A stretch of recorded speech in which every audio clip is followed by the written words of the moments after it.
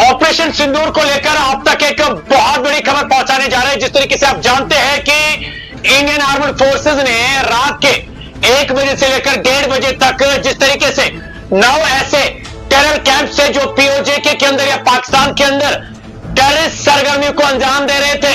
उसके हवाले से बड़ी खबर है। जैश ई मोहम्मद टेरर आउटबेस जो है, उनके जो चीफ है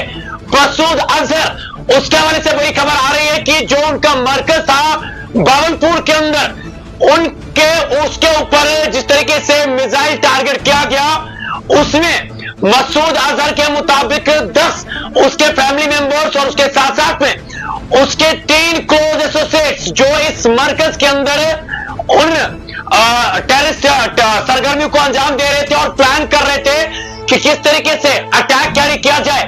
और उसमें सबसे पहली बात अगर आपको पता चले कि जो 3 उसके क्लोज एसोसिएट बताए जा रहे हैं जो मसूद अजहर के आसपास में रहते थे,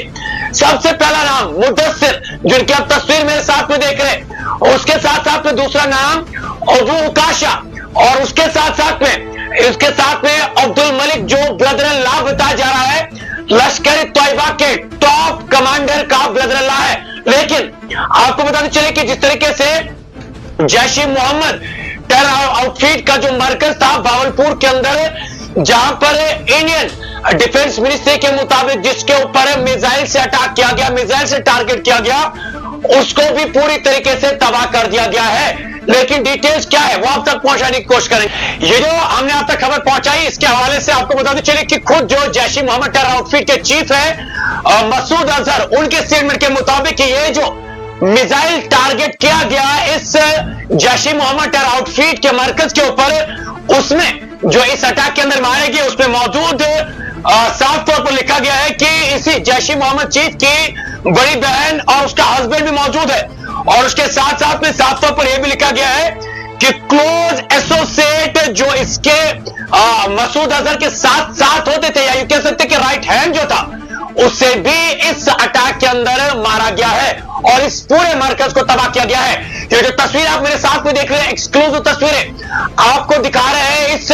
जैश ई मोहम्मद टेरर आउटफिट का जो मरकज था, जहां पर यह मिसाइल टारगेट किया गया था। और इस ऑपरेशन सिंदूर के तहत जिस तरीके से 9 ऐसे साइट्स है, उनमें से जैश ई मोहम्मद टेरर आउटफिट या मसूद अजहर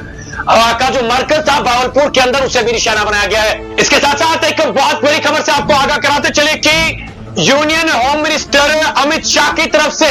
एक अहम मीटिंग बुलाई गई है, जिसमें तमाम चीफ मिनिस्टर्स को बुलाया गया है,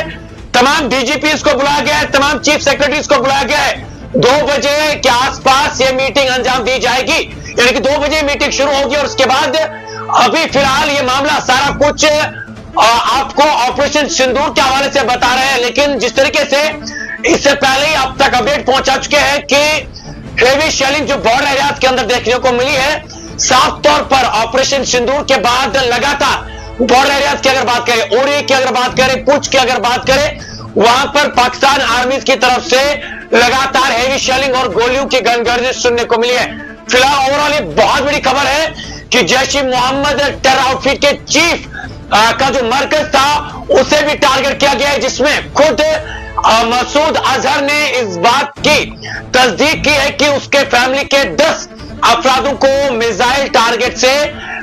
उस मरकज के अंदर मारा गया, जहां पर ये सारी चीजें अंजाम दी जा रही थी।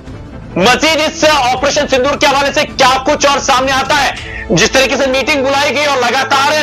ये साफ तौर पर जो 2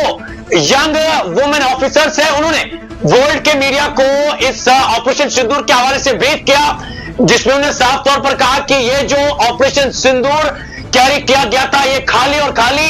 पहलगाम टेरर अटैक के अंदर जो विक्टिम्स थे, उनको इंसाफ दिलाने के लिए ये ऑपरेशन इंडियन आर्म्ड फोर्सेस ने कैरी किया था। और साफ उन्होंने ये भी कहा